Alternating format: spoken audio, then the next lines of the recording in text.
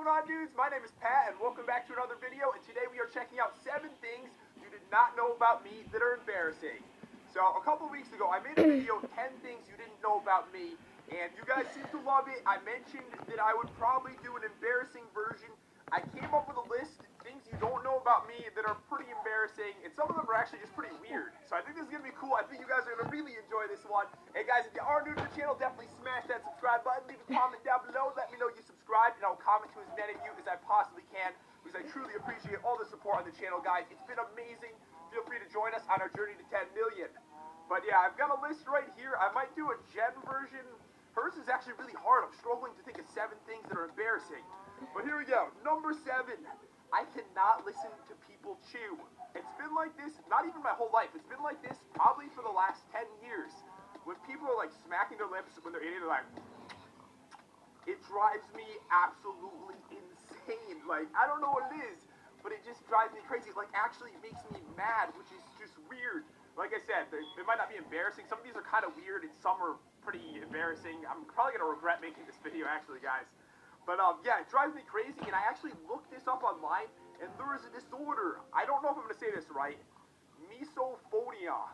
It's like the hate of sounds. Like, specific sounds bother certain people, and apparently it's really common to hate people chewing. So, guys, if you're watching this video and you can't stand it at the dinner table when someone is chewing, you're not alone. I'm with you.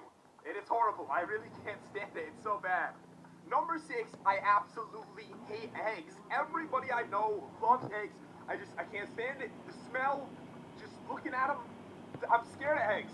I'm scared of eggs. Keep eggs away from me. I don't know, my entire life, whenever I smelled an egg, it is almost impossible for me not to gag. Like, I don't know what it is when they're cooking. I've never smelled anything so horrible in my life, which is kind of embarrassing considering everybody loves eggs, and apparently they must smell good. They smell like death.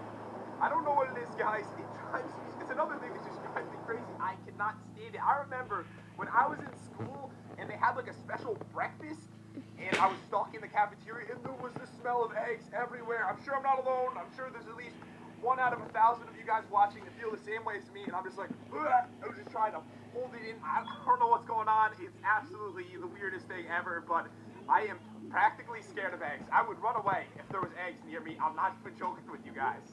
Alright guys, this is where things get weird. Number 5 on the list. This is something you've probably never seen anyone do in your entire life, but it's something I've done since I was a little kid. I actually always wear shorts.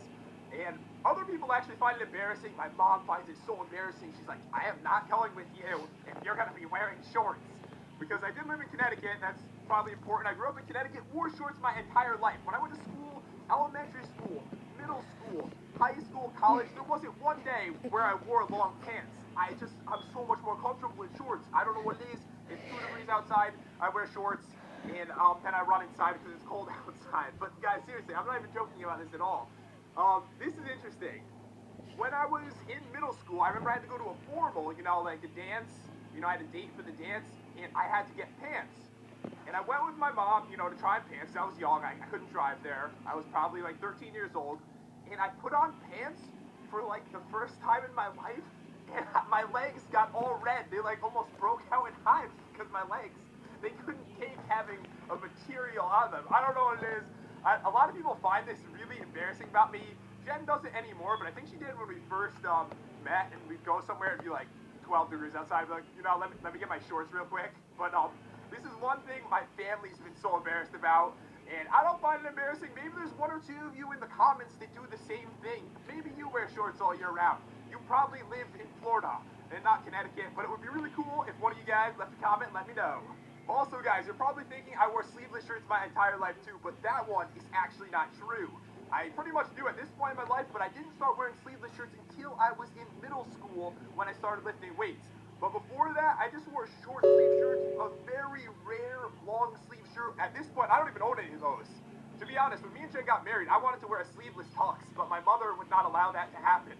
Apparently it was very important for her, for me to look nice, and sleeveless tux, I think it looks nice. Other people, I guess they disagree with that. Number 4 on the list, this one is probably the most embarrassing for me, but to be honest, guys, it's nothing to be ashamed of. But, alright, here we go.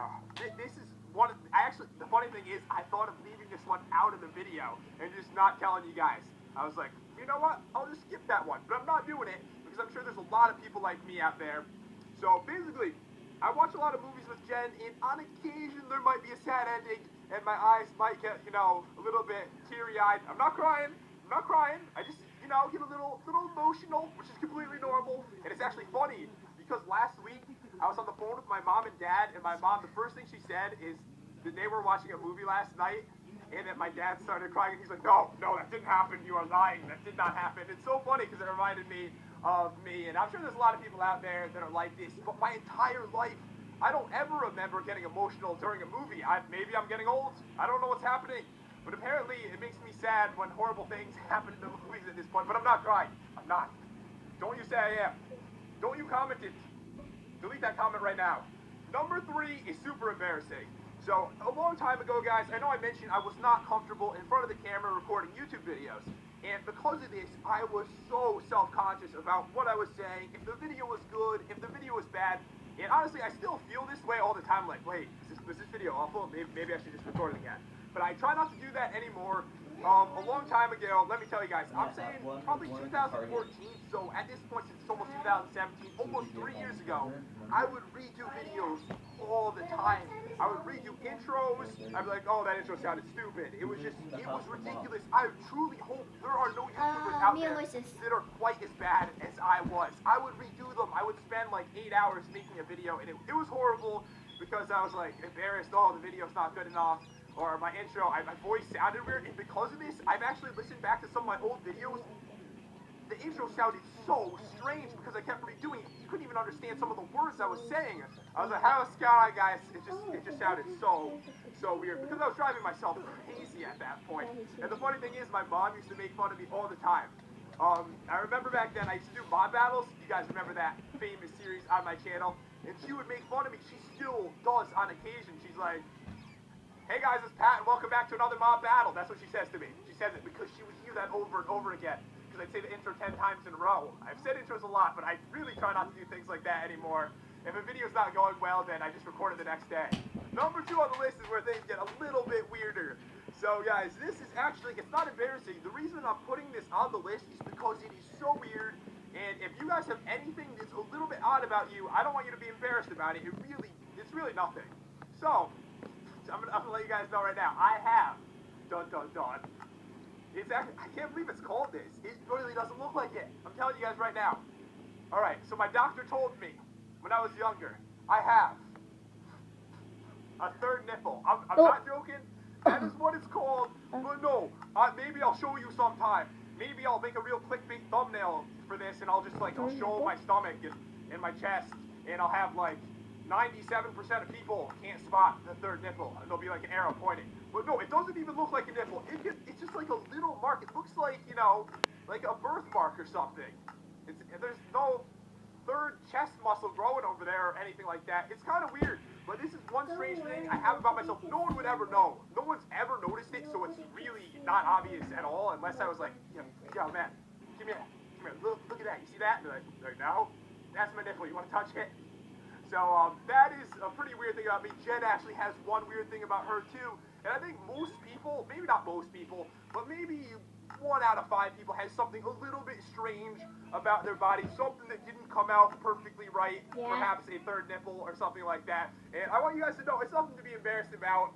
No one actually really cares. And I also have this really huge birthmark on my leg. It looks like a coffee stain. I think it's pretty cool. I think it's actually cool to have these weird things on you. I don't know, guys, but I figured I'd throw it on the list because I'm sure there's other people that have things like it. Please tell me you have a third nipple too. All right, we're on to number 1, guys, the best one on the list. And I blame YouTube for kind of